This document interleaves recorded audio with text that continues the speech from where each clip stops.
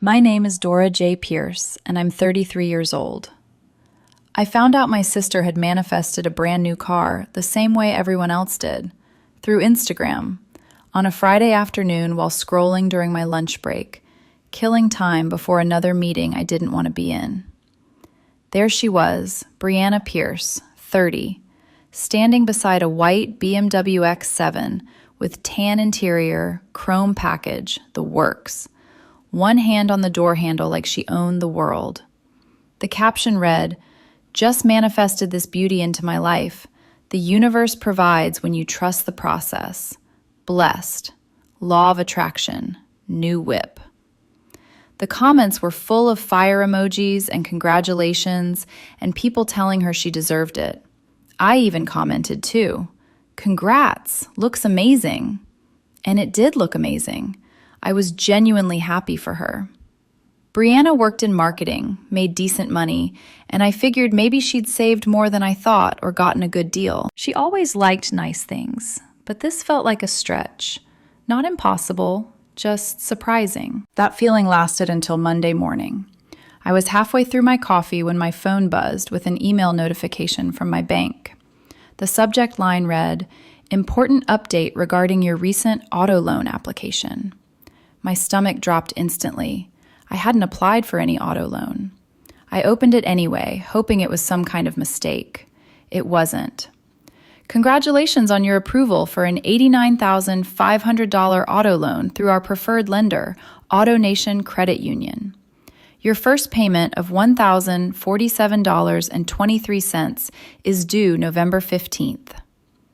I stared at the screen, reread it 3 times, then called the bank immediately. I sat on hold for 12 minutes that felt like 12 hours. When a representative finally answered, she introduced herself as Michelle. I told her I'd received an email about a loan I never applied for. She pulled up my account. "Yes, Ms. Pierce," she said. "The loan was finalized last Thursday. Peterwork shows you co-signed for Ms. Brianna Pierce. Is that not correct?" I told her no, absolutely not. Brianna was my sister, but I never co-signed anything. There was a long pause while she typed. The application was submitted digitally with electronic signatures from both parties. The dealership verified ID. I told her I had never been to any dealership and never signed anything. Another pause. Then she said, "If you're claiming this is fraud, you'll need to file a police report and contact our fraud department." I was transferred 3 times before reaching someone named Dennis, calm, professional, serious. He told me these situations were becoming more common, especially with family members using shared information for unauthorized financial activity. He asked if anyone had access to my tax returns, pay stubs, or banking statements. I said yes, and that was when it clicked. The year before, Brianna had helped me organize my home office. She said she was getting into minimalism and wanted practice. I'd been grateful. My filing system was a disaster. She spent an entire weekend sorting through paperwork, scanning documents, labeling folders. She scanned everything: tax returns, bank statements, pay stubs, my social security card, my driver's license, everything she would have needed. When I told Dennis, he sighed softly. "I'll need you to come in tomorrow morning with ID and file a formal fraud complaint. We'll also need that police report." After I hung up, I just sat there. My own sister, the one I helped move apartments 4 times, the one who stayed on my couch for 3 months after her last breakup, the one I loaned $3,000 to last year that she still hadn't paid back. I called her, straight to voicemail. I texted, "We need to talk about the car."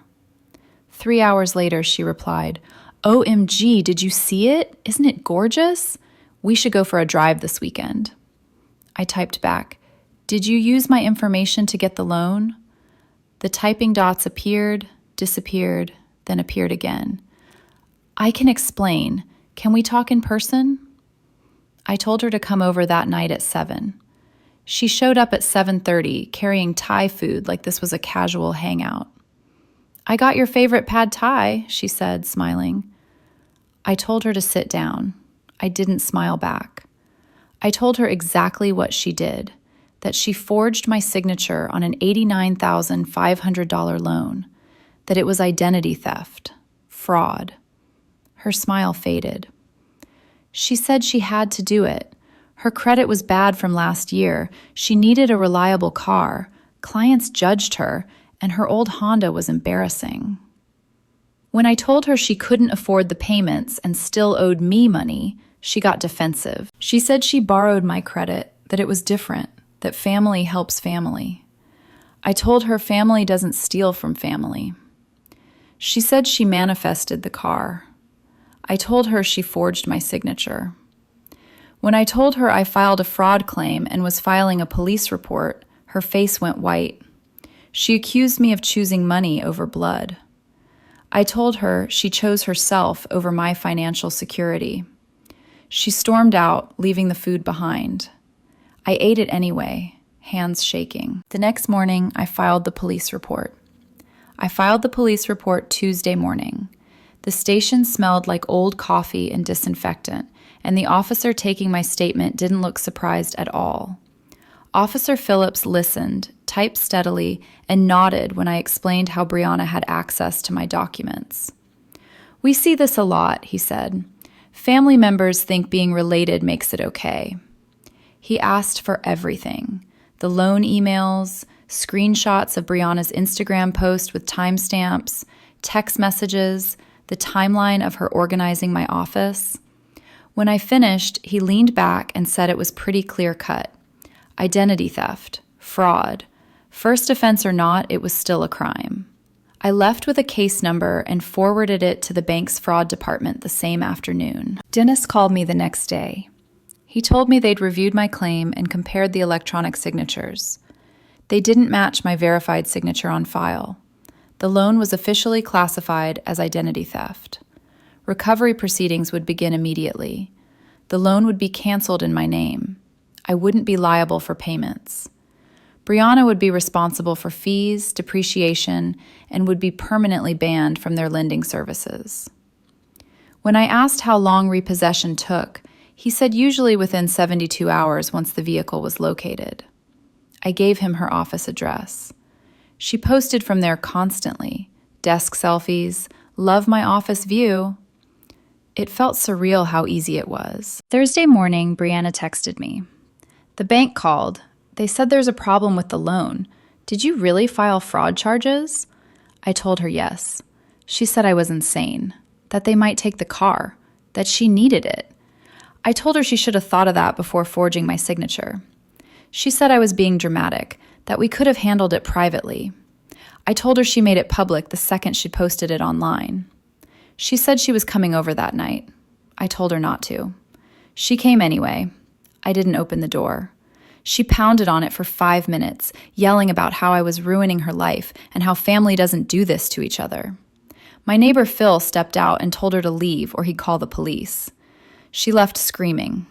Sent me a 3-minute voice message crying and yelling about betrayal and abandonment. I deleted it without finishing. By Friday, the messages started coming from other people. Friends of hers I barely knew, coworkers. Someone claiming to be her best friend, telling me I should be ashamed. Another saying Brianna was having a breakdown because of what I was doing. One called me vindictive. Another said I was cruel.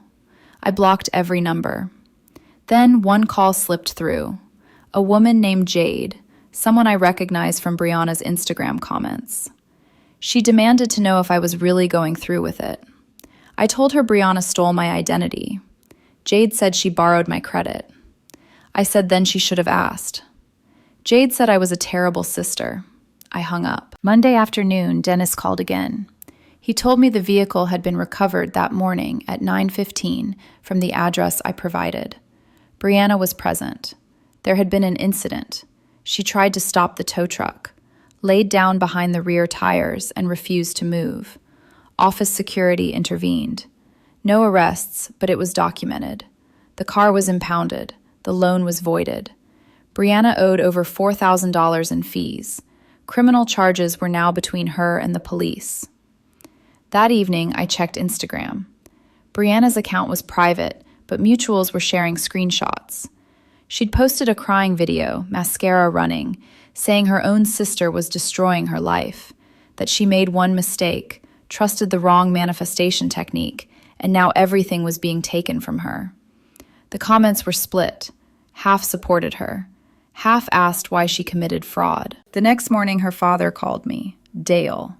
We had different dads. He barely showed up when we were kids. He asked if I really had my sister's car taken away. I told him it wasn't her car. It was a fraudulent loan in my name. He told me families handle things privately. I told him when family commits felonies, police get involved.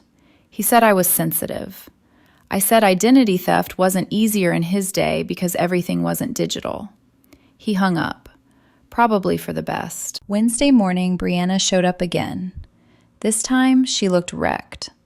No makeup, hair messy, eyes red. She begged me to talk. Against my better judgment, I let her in. She said detectives were recommending charges, that she could lose her job, that she'd never get another loan, that this would follow her forever. I told her crimes have consequences. She said she didn't think it was that serious, that people co-sign for family all the time. I told her they agree to it first. She cried real tears then, asked what she had to do to make it right. I told her nothing. Trust doesn't reset. She said she hated me. I said I knew. She left quietly. 2 weeks later, Detective Morrison called me. His voice was neutral, practiced. He told me Brianna had been formally charged with identity theft and fraud. Misdemeanor level because it was a first offense and family related, but still criminal. She was facing up to a year if convicted, though probation was more likely. Fines, restitution, mandatory financial counseling. He said her lawyer was pushing for a plea deal. Guilty plea to reduce charges, 2 years probation, community service, $5,000 in fines and restitution to me. No jail time if she complied. If she didn't take it, they'd go to trial.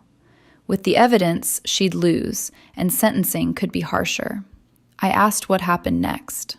He said it was her choice. She took the deal. Pleaded guilty 3 weeks later. I didn't go to court. The prosecutor told me I didn't need to. When the paperwork came through, it felt strangely anticlimactic. No apology attached, no explanation, just official language and signatures. 2 months later, I received a check, $5,000 with a payment schedule attached, $200 a month for 25 months. No note, no message, just the check and the reminder that consequences don't come with closure. Her social media went dark after the plea. Friends who had messaged me stopped. Some unfriended me quietly. Others blocked me outright. Dale called once more, drunk, yelling that I destroyed his daughter's life. I let it go to voicemail and deleted it after 10 seconds. What surprised me most wasn't the legal process. It was how many people sided with her. Distant cousins telling me I should have handled it within the family. Old acquaintances of my mother saying she'd be heartbroken. People who barely knew me but had opinions anyway. At the same time, my close friends were solid. My coworkers backed me. Even my upstairs neighbor told me my sister sounded exhausting. He wasn't wrong. Financially, things stabilized. My credit score dipped 12 points from the fraud inquiry, then recovered within 3 months once the bank marked it as identity theft. No long-term damage. On paper, I came out ahead. Restitution, no loan, clean credit. Emotionally, it felt like a quiet loss. Not losing Brianna as she was, but losing the sister I thought I had. The version of her who sent memes and called on birthdays and helped me move. That version only existed when she wasn't inconvenienced. Once she wanted something badly enough, rules didn't apply. 6 months after everything blew up, I ran into Brianna at a grocery store.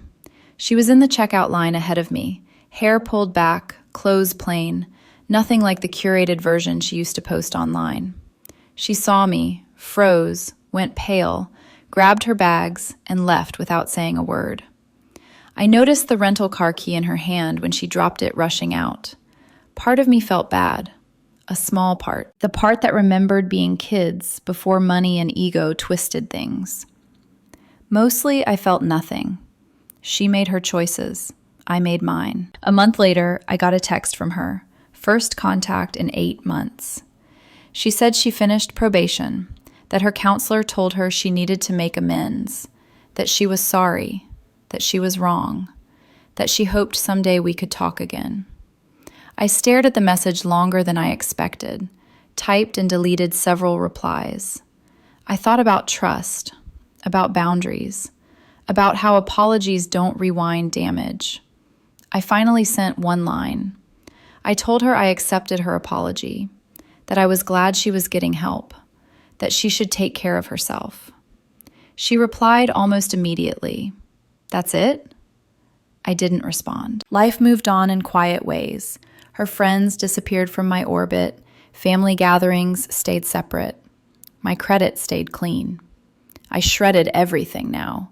Bought a heavy-duty paper shredder and used it obsessively. Best $80 I ever spent. Brianna stayed blocked on social media. Probably always would be. I didn't need to see her manifesting her next bad decision. She wanted abundance. Wanted the universe to provide.